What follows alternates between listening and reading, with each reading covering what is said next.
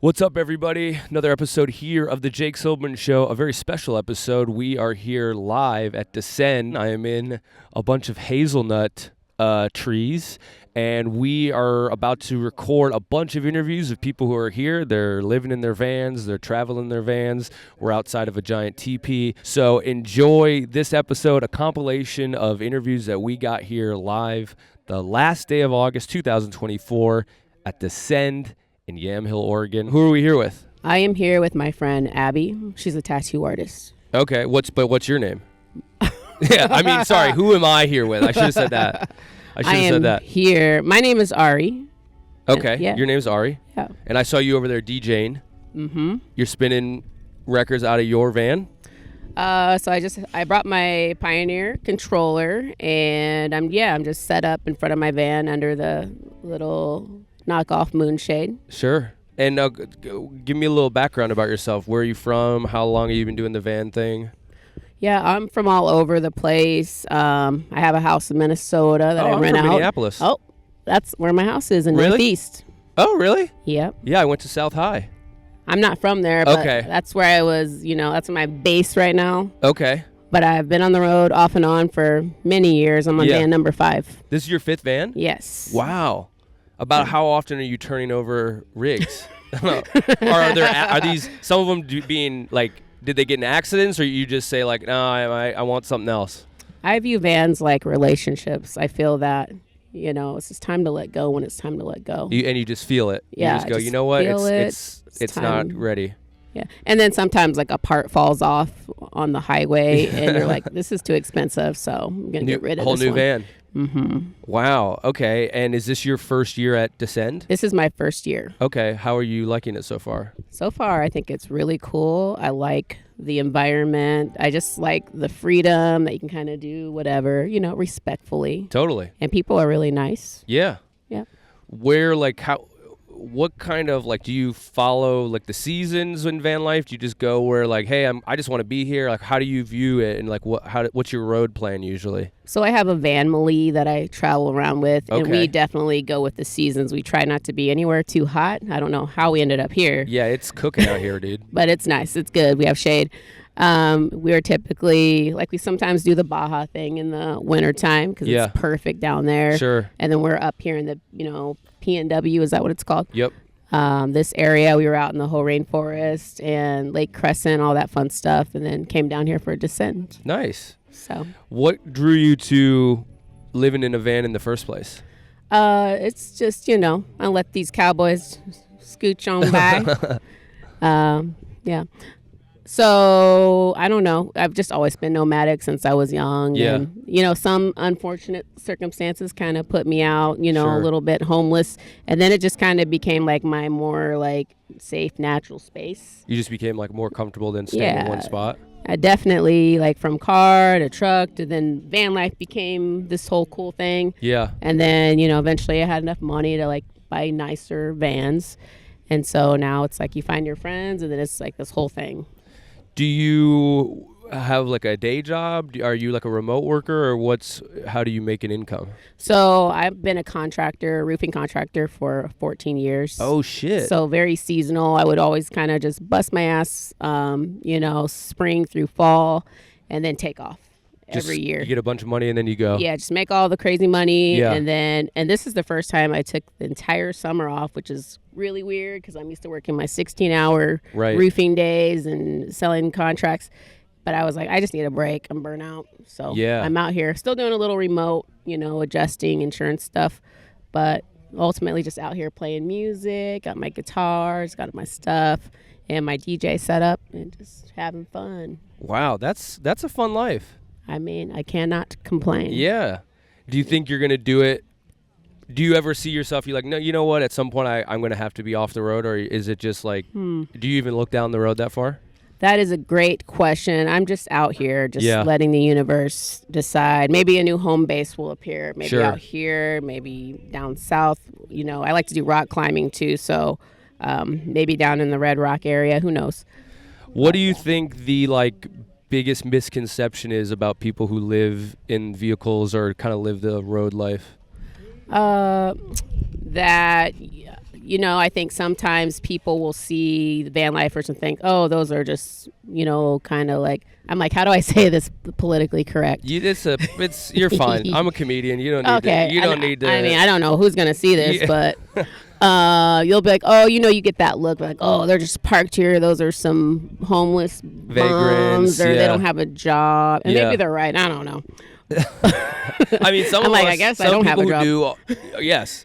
But I think it's cool because you feel like anytime I come to this is like the third or fourth one I've been to, and I do feel like you get a wide variety of humanity. It's like you have some people doing they're living a edge on the edge, and then some people got the really nice rigs, and it's kind of everything in between. Yeah, you got your tech bros out here with the pimped out. Yeah. And then, like their Tesla van or whatever. Right. And then you got a kid on a bike, just like, Totally. I don't know where my mom is. Yeah. And just like searching for life. Yeah. But yeah, there's a lot. I just don't care that much about what people think, because people always have an opinion, and you just got to do you. You know Totally. what I mean? Well, this is great. Do you have any work? Is your DJ stuff online, or do you have anywhere you want to send people if they hear this? If someone needs a new roof, how can they find you? Yeah, I have 15 Instagrams, but okay. The main Instagram is, you'll definitely remember this, is Ari Van Daddy. Ooh. And so that's an inside joke, but once you get to know me, you'll understand. Okay. Perfect. Well, Ari, thanks so much. Come over. We're performing comedy tonight at 6:30. Cannot wait. I love stand-up. And I appreciate your time. Thank you. Thanks so much. We're here with a friend of mine. What are you going by in the public world these days? Leroy. Leroy? Leroy Furwood, yes. Okay. I'm friends with you on multiple Facebook accounts. I know your legal you know my name real too. name? Oh, jeez. I almost forgot my legal name. It's been so long. Leroy Furwood. You're the reason I'm here. Yeah, mistakes were made, and here we are. I'm the reason you're here on so many different reasons. Of course. Over the years, but yeah. Leroy is a comedian who I met through the Portland/Salem scene. Yeah. And then he was like, yo, I'm into this van life stuff. And I was like, I might do that. And then 2.5 years later, he built my van. Yeah, we built a van together. I watched you. Yeah. Well, I did. To be honest, it wasn't even, it's my worst van build to date, but it was better than anything you were going to make. So. And also, it lasted. It still served persists, me. yeah. And you were, when I got the van, you were like, yo, you should do this comedy show that I'm doing at Descend. It was self-serving because I had tried other comics and they had just bombed. And I just had seen you do so good in so many venues. I was like, and about the sadness that is sleeping in a Walmart parking lot. Of course. So I know. I knew the life. Yeah, that helped. So, this is, I think, my fourth time at a Descend. I've done, I think this is my third northern one, and then I did the California one year. Yeah, the 1 year, the best year. Yeah, we did it. Yeah. You were the reason that the old lady died. She was just like, I've seen it all, and then she passed away. She passed away right after my set. Yeah. Yep. How you doing, bud? It's been a minute since I've seen you. I'm doing great. Life is continuing on. Continue to do this. I've kind of just settled into a nice rote life of realizing if you don't consume, you don't have to do much. Yeah. And so yeah, Yeah, dude. And now you, when you're on the road, I just saw your new rig. It's just a Tesla. You just live in a Tesla when you're on the road. You used to have this beautiful bus. It was a beautiful bus. Very nice inside. You had the roof rack. We were hanging out there. We were partying. And now I come and you have yours set up. I mean, it's weird. The car is nicer, but you have less room than I did. Yeah. By a lot. Yeah. You literally just sleep in the back of the Tesla. I don't think if there's no one in the world that can judge me about doing more with less than you, because you understand what it is. You spent a year in your van as an uninsulated tin box that you sweat in every single zip code you could possibly make it to. Yeah. It is crazy. Once you go up, it's hard to come back down. Yeah. I could never when I first got that van and I had no build out, no insulation, I could never go back to that. But when I did it, I was like, well, this is how you do it when you don't have any. And I had no skills to build. I had no real idea of what I was doing, so I was like, all right, I guess it's just a van I had a mattress in the back, basically. And you get to the point where, for me, it was an equation where I'm getting to the point where I can do 20, 30 minutes, and I feel like I'm getting to the point where I can do 20 minutes in front of anybody or behind anybody. Yeah. And feel like I can arrest what I want. The only place I struggle is, Portland itself, which I'm all right with because it makes me better every time I go there. But, so then the issue was like, how do I like if I can do that and I just need I was almost exclusively like 80% through one booker for a long time, and I wanted to break out of that. Sure. So when you get into this point of comedy where you can do something, it's really that 20 minutes will get you $40, but you have to go 400 miles to get it. Oh yeah. And there's no way that ever becomes economically viable. If you're getting a hotel every night and all this stuff. Yeah, so I just found that I could – van life really gave me the opportunity because now with the Tesla, like I was telling you, I went to Southern Colorado for $120. Yeah. And then I hung out with family and then drove back, and it was $250 for the round trip. Yeah. I packed up at Grocery Outlet. Shout out to the best van life food provider in the world. Sure. Just go to Grocery Outlet. I have a fridge in the front seat. Fill that shit with whatever I need to, and then I'll just drive. And then when I need to sleep, I can sleep in the Tesla parking lot or charging stations, and no one gives you any never mind. Yeah, it's weird because you get this kind of benefit of like, oh, that's a nice car. Yeah, well, it was when it's clean. It's so dirty. Sure. Now it's dirty. Yeah, but like, it's funny that the poors are getting Teslas now. I know. So they're making them all jumped up. I am the poor. You're one of the poors. I got pulled over. I didn't get pulled over. I was in Fossil, Oregon, Eastern Oregon, and this lady came out, and I had seen her like 3 times because I'd been to her store, and she's like, "I don't mean to insult you, but you're the weirdest person I've ever think of when I think of someone driving that car." Yeah. And I was like, I also am that person. Yeah. Like, I roll into that town with it's good. Like the Tesla brand image needs to be broken up. It can't just be like the douchiest guys. It has to be freaks like you who are going all over the country doing weird shit. I know I'm the poorest Tesla owner because whenever I go to a supercharger, they all let me know. Like, they're like, "Oh, you're here? Yeah. We need to leave. We need to get there needs to be a higher echelon electric car because we can't. Half the fun was being like, I got a Tesla. I was pretty sure I was the dumbest Tesla owner, but then they came out with a Cybertruck, and everybody who owns one of those beats me. There's one here. I know. I saw the one here. We are going to roast the shit. Leroy and I are doing like a duo set tonight. We're just, and you know me, I'm just going to rip these people a new one. Dude, I wrote a joke. You ready for my joke I wrote? Yeah. I heard someone won the tug of war by half a foot. There we go. That's an inside joke here, but we did see a man's heel get cut off. No, I didn't see it. And I'm so happy. They do mud tug of war out here at Descent, and we saw his heel get ripped open. How hard do you have to? I just you saw it. Did you see it happen, or you just see the aftermath? He was getting carried out, a bride style, by a big ass dude, and I was like, that's weird that there's that flap. What is that? A piece of leaf? And then I was like, oh fuck. What is wild to me is I don't think that that's physically possible. What? To rip your. Well, I mean, if we didn't have 100 and some people who saw it happen, I was like, you can rip your heel off. Yeah. In tug of war. He had a good attitude. He was smiling about it. Yeah, I mean he lost because, but he still you gave your all when your foot dislocated itself. Oh, I was like, is that the worst flute I've ever heard? No, it's it's the best barbecue you ever heard. Yeah. They're not going to do vegan on that. Sorry, buddy. They are not. I knew I wasn't going to get any food out here. There's a vegan farm over there. Oh, really? Yeah. Some of the people are from. It's weird. My worlds cross over. I host trivia, and some of my trivia teams come out here, and they're like all vegan from Corvallis. Yeah. So yeah, they were hand crushing hazelnuts earlier.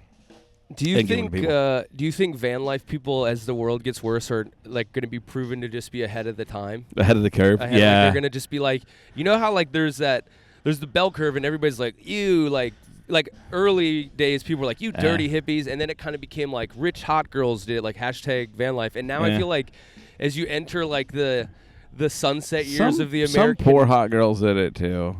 Okay. Yeah. But hot girls. And a lot of poor hot men too. And a lot of poor mids did it, okay? Mids, yeah. A lot of poor and mids lowers did it. and lowers. And then the lower half of the attractive scale. I think it's like that meme of the guy who's getting hung and he looks at the guy next to him. He's like, "Your first time." Yeah. I think that's what van life is gonna be. So the people who did it, some guys going, "Hey man, the housing thing collapsed. I can't afford it. I need to live in my car." And then there's gonna be a bunch of people like, "Hey, come on in." And it's funny because then people are like, "Oh man, my life's so bad. I live in my car." And then there's someone like down the same block who's like, I'm thriving in my car. I mean, dude, I do. I think you learned that to some degree when you were on the road. That like part of your life felt worse, but part of it felt like it was thriving. And you do have like, I mean, it's all hokey shit to say, but you do kind of feel a little more alive because, everybody says like, oh, I want every day to be different. But that's kind of hard to do when you live in the same house. But when you actually are waking up in a different place every day, you're like, my morning, I was in Boise, and now I'm in, Utah, and it's just like, hey, this is my life. Everything's the thing about van life, which you can't conceptualize really, is everything's an active decision. Yeah. And we don't realize that living in our house, or we do, and that's what we like about it.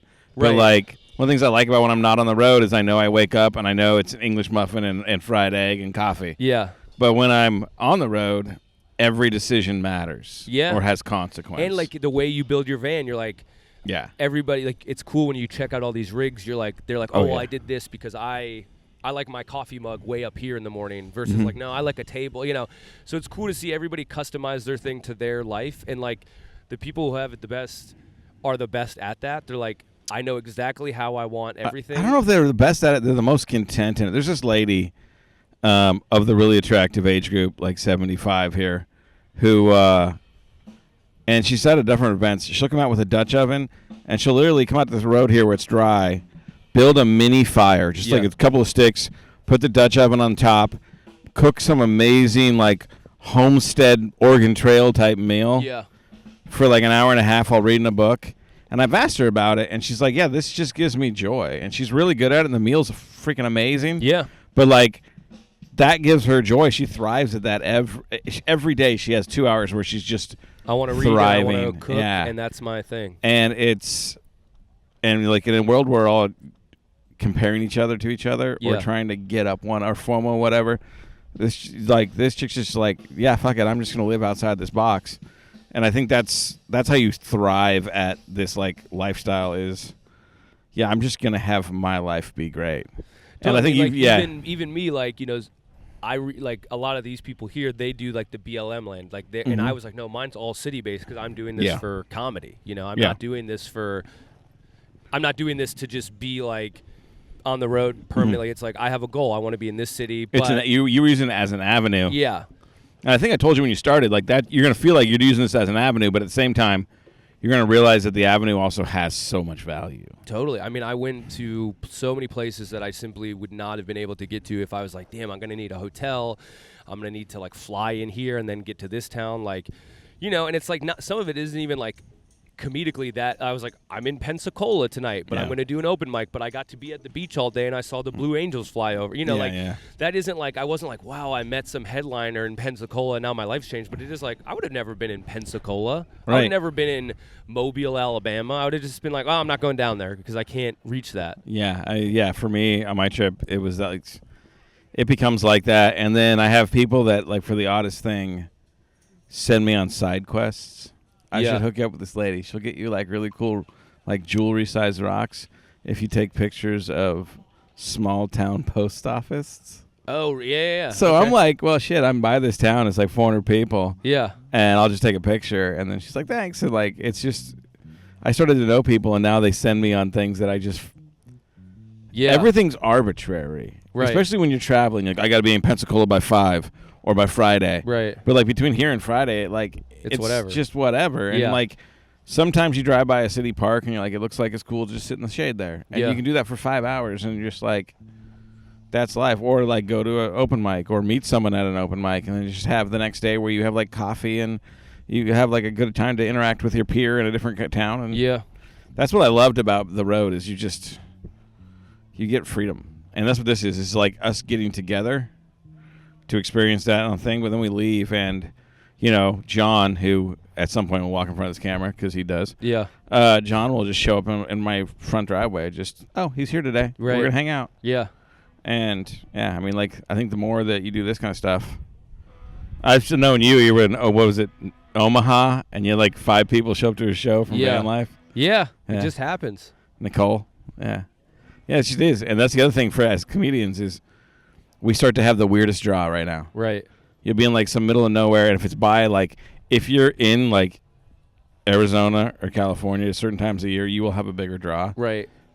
Because they're just like the van people around. Show up. Yeah. Yeah. Well, hell yeah, dude. You're like the best comic in van life. Thank I might God. be the most well known, but thank God. There's not many of us. There's not. Yeah. That's wild. Well, plug where people can find you. You can find me at Lieber Furwood. You can find me at any van life event. Yeah. It feels like hosting, I'm doing always comedy, hosting, doing trivia. Just being a part of the community, being a personality. And yeah, man.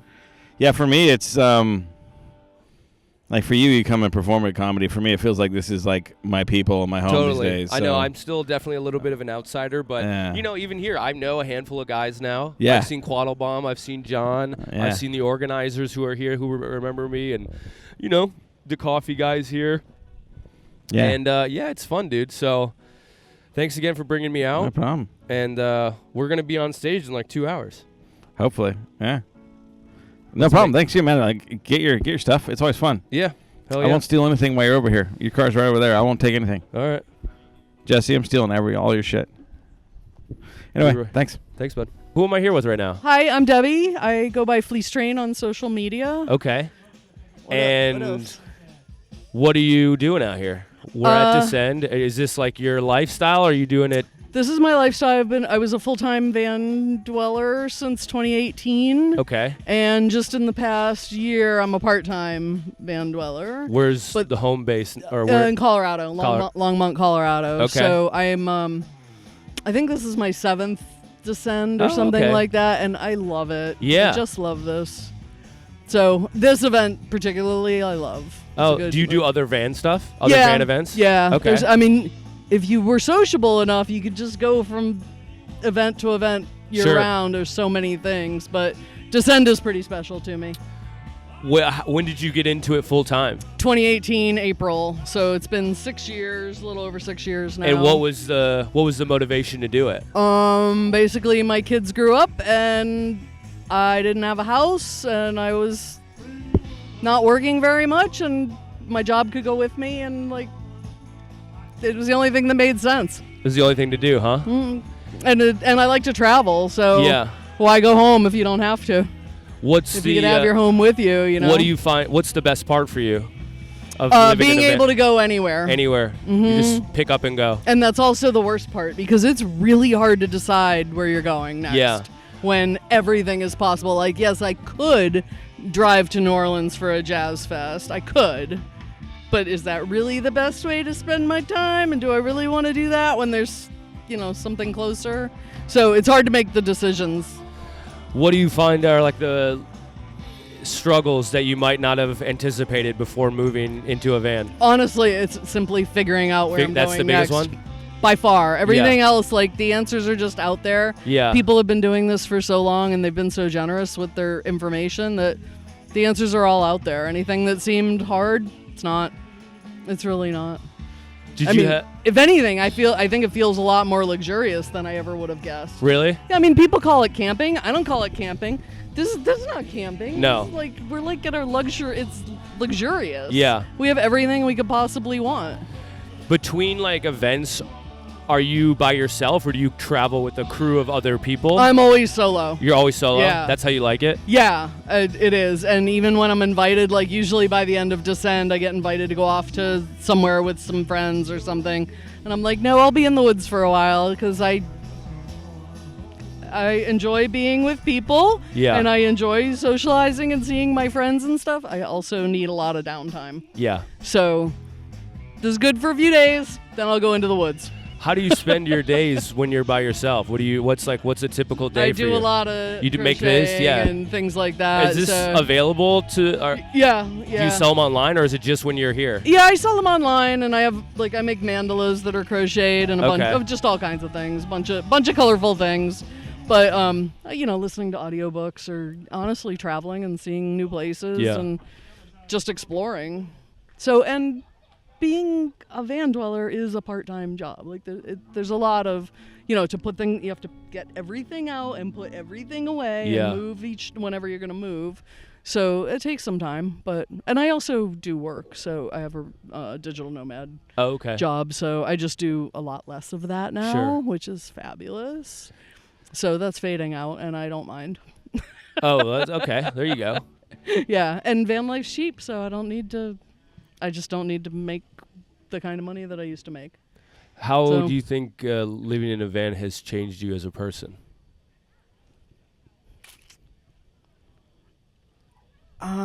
Having been so many places makes for interesting conversation because, you can almost always, if somebody's from somewhere, you can be like, oh, I went to the so-and-so there, and you're instantly off on a great conversation. Yeah. I don't know. Once you're this free, it's pretty hard to not be this free. It feels really good to realize how little you actually need for a fantastic life. Yeah, that's great. And once you've seen that, I mean, it's not for everybody, but if it's the kind of thing that appeals to you, there's just no going back. Yeah. Or at least not forever. Like, I'm part-time in a house right now because I'm in a new relationship, and that feels very weird after 6 years full-time on the road. Totally. And yeah, that's nice too. But being out here just feels good. Yeah. I mean, I was at the beach yesterday, or the day before, I guess, and up in the rainforest the day before that. Right. And, like, it's just an amazing life. For some people. For some people. Not for everybody. Yeah. Yeah. What is the kind of like overall wisdom you would tell someone trying to just start out? Like, how would you? What's the first step that someone needs to, like, if they're on the edge, where do they need to go? There's a little meme that I have that I post quite regularly. I'm in some women van dwelling groups. Yeah. And solo women nomad type groups, and there's a lot of concerns before people take off, which makes sense. They've never done it before, and of course there's a lot of things to be worried about, and basically I post this little meme that says, stop worrying about what can go wrong and start being excited about what could go right. Yeah. Because, I mean, truly, people are so concerned about, like, what do you do for safety and all that, and I'm like, I've met nothing but fabulous, kind people everywhere I go. I mean, it's just not, this life is just not that scary. Yeah. And if you just go out and do it and get away from the fear box that keeps pumping the scary stuff into your brain and realize that people are kind and good and get out there, it's going to totally change your perspective. Man, that's great. Yeah.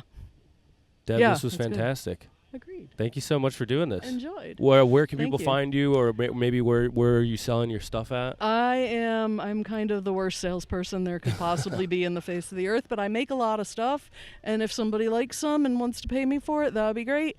But I don't really care either way. But social media is Fleece Train, FLEECETRAIN. Okay. And that's on Instagram and Facebook. Perfect. Check And her that's out. it. Yeah. Thanks, Deb. Awesome. Appreciate you. All right. We're doing another one, folks. We're here with John. John, how are you? I'm doing great. This is awesome. What are you doing here? Volunteering, actually. Oh, really? Yeah, which is sick because I wanted to be here anyway. So it was a win-win. They messaged me, and I feel super, super lucky. I feel like I won a sweepstakes or something. What do they have you doing out here? Not volunteer? much. I don't want to blow it for next year. Actually, I wish I wouldn't have said that. But well, we can edit that sentence out. Well, even if it's just more funny. I mean, they've been really good. Seriously, what a cool group. Yeah, they're good guys. They're good people running this thing. Completely reasonable, super sweet. I'm really just digging it all around. What's your backstory? Where are you from? What do you do? I actually do events and stuff. That's why when I wanted to come to these kind of events, I'm like, okay, I do events. I do them for big companies. I do them in New Orleans. I did them in New York and San Francisco. I'll work for free. Let me have a ticket, and I'll do whatever you want. Are you in a van? Yeah, I'm in an E250. Okay. Full time, or do you are in a dwelling plus van, or how do you do it? No, full time. I always wanted to do it. My car was stolen in New Orleans. Okay. And I had always wanted to do it, and it's like I put it on the back burner, and life just kind of it wouldn't let me off the hook. Yeah. It was like, this is something you really want, and if you're not going to shake it, it's like a bigger story, but it's like if you're not going to shake it, then here you go. And it was like I was forced into a dream, which is surreal, you know, and it was a nightmare for a while when it happened, but it like got me exactly where I wanted in a roundabout way.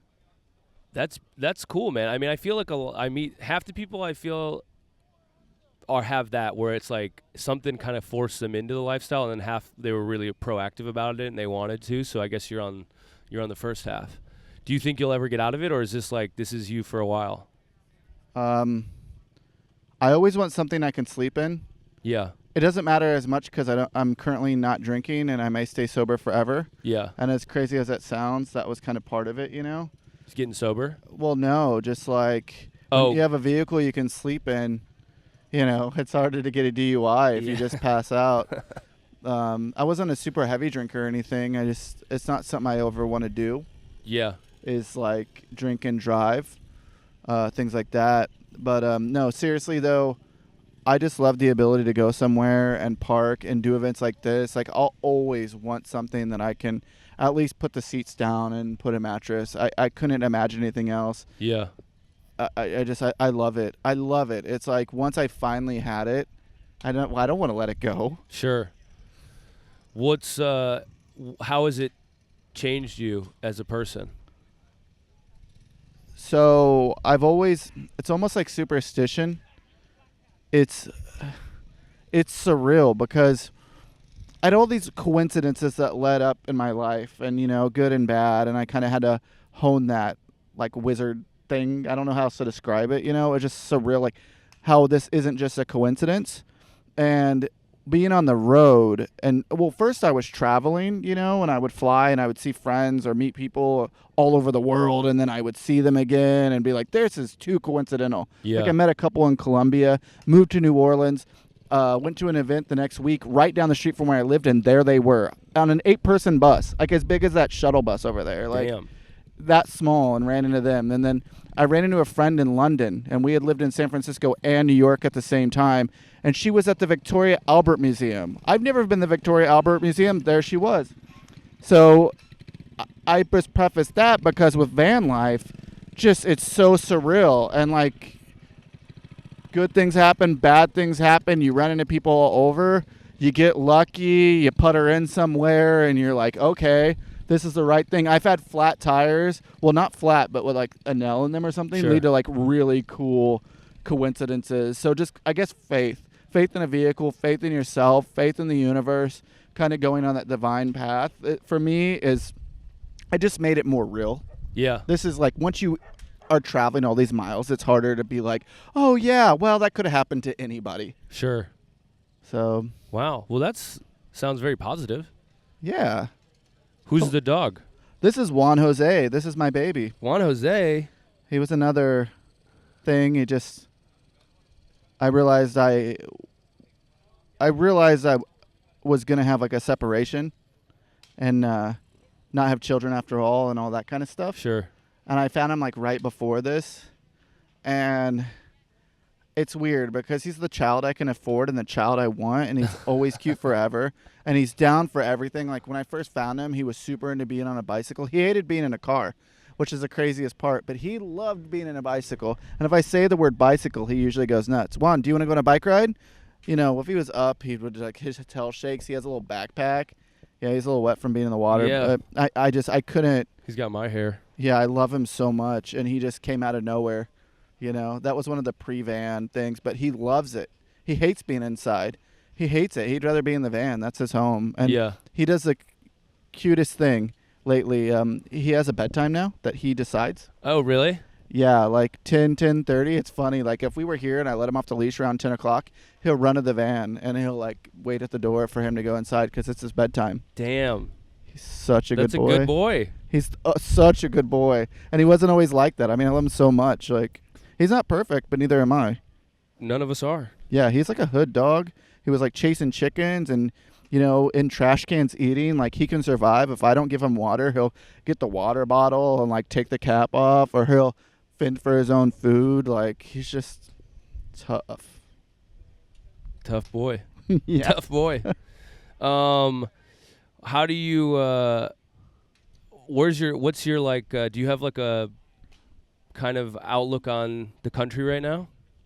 Oh man. I always feel like van people have like interesting opinions on like America, because it's a weird thing. Like we have so like, you know, infrastructure that we can do all this, that people can just kind of go everywhere. Like how do you view the country right now? Where is it at? It's actually, I've been thinking a lot about this, and like it's funny because I don't think I even have to interject like a political like stance on it. Yeah. I remember years ago I was watching a documentary about travelers. And the guy, he was this English guy, and he was talking about the American bison and how we built fences and everything, and the American bison couldn't roam anymore. He probably called them buffalo. You know, we all do. And that was an eye-opener because he was right. And that really made me think. And the whole concept of where the buffalo roam. Yeah. And then realizing that our government systematically killed the buffalo to starve the native people. And this correlates to how I still think that our country runs, kind of the manifest destiny of it all. Yeah. I believe that we have a debt-based system. Well, man, see, this is one of the things that's hard to like say out loud, especially when I don't know how much time I have. Yeah, so, we can go a little bit. It's a pretty free-form thing right now. Oh, perfect. So, like, well, how do I put it in my head together? Yeah. So it sounds like you're stepping into the batter's box and you're going to take a big swing here. Yeah, and I could totally miss, and it'll be really awkward. But no, I believe that we have a debt-based system not based on anything. And one of the things that I think is a problem for van lifers and people in general and nomads, which I think is Americana. That's why I preface it with the like buffalo roaming tangent. I think here we are roaming. I think that, from native tribes and nomads in general to covered wagons to hobos to everything, like, I think one of the most American things we can have is the being able to roam, to travel. And I feel like that being threatened is a problem. And they want to say it's like addicts and homeless and this and that and lump us in that category. And I'm thinking like, wow, this is Americana. Are we good on the level? No, we're good. I just want to make sure that it was still rolling. And for me, that's the biggest thing. So I think about that. And then, like, I don't really have debt. I paid for all my stuff in cash. And I see these like gorgeous rigs. Like, I'm such a mess. Like, of course I want a giant Sprinter or, a $2,000 rig. But, I bought my rig in cash. When my car got stolen, I had the money in a closet, like whatever, I'd been saving for it. And so I think that's also a huge problem. People complain about if we're not paying taxes or this, that, which a lot of us do, at least our vehicle taxes and gas stuff. But then, we're not making debt. We're not buying houses. And the biggest thing for me is I saved for a down payment to buy a house. Like, I thought I was going to have a family. Yeah. So I like try to step up and be like, okay, well, I never thought about this. And here I am. Like, this is what's going to happen. And then I realized that the houses are like doubled. Oh, it's crazy. It's not even in my radar to own a home. It's like not even a thing I'm mad about because I don't even think about it. Yeah, but I hate giving the money to somebody else. Like, I had, one neglectful landlord after another, and I would like try to take care of their place better than they did, and they don't care because they're just collecting money. Right. Like, I was paying like my landlady, like she grew up in that house, and her son, he didn't work or anything, and he used our rent to pay the credit card, and stuff like that. And then, my other place, the ceiling on the bathroom caved in on my housemate, and the landlady, I was trying to remind her, so it kept mildewing, and she's like, if you don't like it, you can leave, after she kept asking me to remind her. And I'm thinking like, you know what, I don't also want to give money to somebody else and pay their mortgage. So I'm in that place where like I am totally fine living in a vehicle. And that's another thing, land. I had this illusion that I could buy some cheap land. I could have that dream a lot of nomads have. Man, even the cheap land, then they want to like make these rules that they didn't have before of what you can and you can't do, and you have to build the square footage and the sewage, which some of that's good because you don't want shacks that are going to fall on people, You don't want it so that it's dangerous, and you don't want like sewage that's like leaking everywhere. And I was in a place in New Mexico where it's great because you can do whatever you want, but then, they don't have garbage or anything, and like it's just trash everywhere in a lot of parts. So there's that like, balance is tough where you want to kind of be able to dictate your own life and you want your own freedom, but then there's always going to be people you're like, whoa, I wish there was somebody telling these people to like rein it in a bit, because I don't want to be also around trash pits, and I don't want to be around, violence or whatever, Exactly. like that's a whole other thing is like the freedom lifestyle. Like, obviously there's violence everywhere in humanity, but you got to be aware of that, who you're around and stuff. And I feel like that's a big one, for people when they think about like, well, I don't know how much power should everybody have if these people are going to go wacko or whatever. Yeah, I don't want to live next to a meth lab that's going to blow up either. Right. Within reason. And I think that's a problem with lumping, such a broad brush on any kind of lifestyle, really, you know, from the poor to people in vehicles. I mean, wow, these vehicles, a lot of them, these people are like, I mean, these are gorgeous. It's like a fashion show of vehicles. And even the old ones, it's just stunning, you know, and these people take care of their stuff, you know. Yeah, they really care. So, I mean, that's the big thing for me. And I feel like that's the biggest part that's being threatened. And people are starting to look at us in a different way and kind of with anger. And they don't kind of get it, I guess. Mm-hmm. And that really is a thing for me. So anyway, my outlook on the country is that everyone's so scared of each other or thinks that each other's their enemy or, you know, I think we're really, really polarized. And instead of Americans, it's like a team sport. Yeah. And it's just a lot of like, my team's winning, your team's losing. Your team's going to lose, mine's going to win. Yeah. And I just think it's disgusting, especially when we are the United States. Right. And I'm not one of those people that's like, oh, well, I don't like these people, so I'm going to say, to heck with this country. You know, it's not perfect, but I'm here. Yeah. I'm not, you know, going anywhere right now. Right. At least not for that reason. So fight for what you believe in, you know, and stand up and, you know, and you know, I guess that's really what it is. So I believe that we should have freedom. Yeah. And a right to freedom. And I think this is freedom. So anyone that was to tell me they're a patriot or they believe in freedom and they want to like look at me for my gender or my sexuality or what I have or my money or this and that, I that stands in contrast to what I believe is what makes this country amazing. Or should, hypothetically. I don't think we've ever actually had it. You know, we should have some fireworks going off after this speech and, you know, big American flag waved down. And no, totally. Yeah, I mean, love it or leave it. Wow, I can't believe I said that out loud. Love it or leave it, baby. We've had the first love it or leave it on the podcast. Yeah, and it came out wrong, but I meant it like, you know, I'm not one of those people that, when I say that, I think that you should fight for who you are, what you believe in. I don't think, like, it's not the kind of pointing fingers like you don't speak my language, you don't believe my religion, love it or leave it. I think it's the same perspective of, well, no. See, this is where I get mixed up. I think don't settle. Yeah. Like, you're here. Fight for what's right. Yeah. I more think of that from, like, a Stonewall Riots kind of vibe, you know, where, like, you fight for your right, or a civil rights perspective, you know, those kind of things. And though I took a saying that I think someone else would say, don't let them think that, you know, they're, you know, we all are Americans, and that's what I was trying to get round about. No, I get it. So I wanted to make sure I was clear about that. No, you're good. That was good. This is our country. Yeah. All of us. Right. And I'll listen to what you have to say, but if you're ever oppressing somebody or trying to put someone down or make their life more difficult, this is to make it more succinct. That is what I think is the thing. Real freedom. Yeah. You know, and yeah, I think that made sense. That's good. That's a good closer. Yeah. Where do you have like online stuff you want to send people to, or do you have anything that you want to point people to? I mean, I've actually made an Instagram lately, John J. Strange. The other one is like my own personal stuff, and like I post too many stupid memes that I see somewhere else, and it's just become a mess. Yeah. But John J. Strange, my Instagram, I'm making little photo stories of my travels that are like 10 photos. Oh, cool. I can't edit very well. Like, I just, my mind and everything, I don't like to throw stuff out enough. Yeah. So for me, that Instagram limit has made things really great. Yeah, that's awesome. John J. Strange. Yeah. Well, thanks for stopping by, dude. We appreciate your time. Thank you. And, come on over. We're going to be on the stage here in a little bit. Leroy and I are doing comedy, so. Wait, you're funny too? I'm funny too. Oh, I'm looking forward to you talking now. Yeah.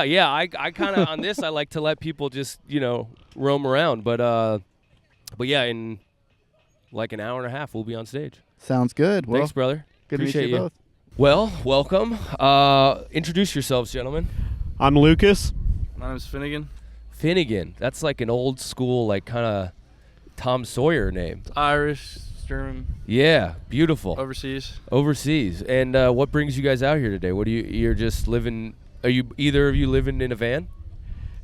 I've lived in a van, but my roommate put gas in the diesel engine and blew it up.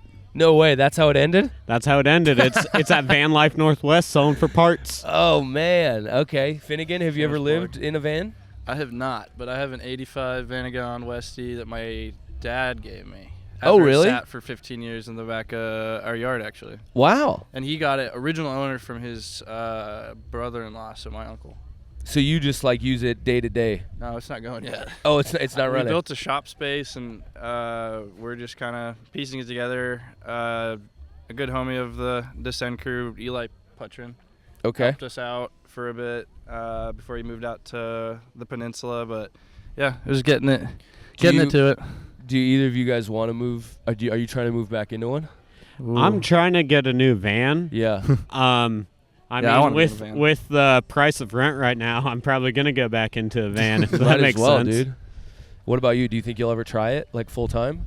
For some time, yeah. Well, the way that the real estate market is, honestly, and this is gonna sound super corny, but I ain't gonna be able for that. So I've been looking at decommissioned military vehicles, actually. Oh, really? Stewart and Stevenson's, and there's a guy over there with what's called a Mitsubishi Fuso.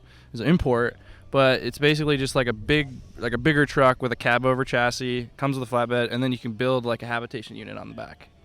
Wow, you're really using the military lingo too. Habitation unit. That sounds like a Mars. It's just rover, a fucking dude. box. Yeah, it's a hamster box. You can add shit to it. In a box. It's self-sufficient, so you got solar. Some people do water reclamation. If you're camping out in the desert, some people do rain catching.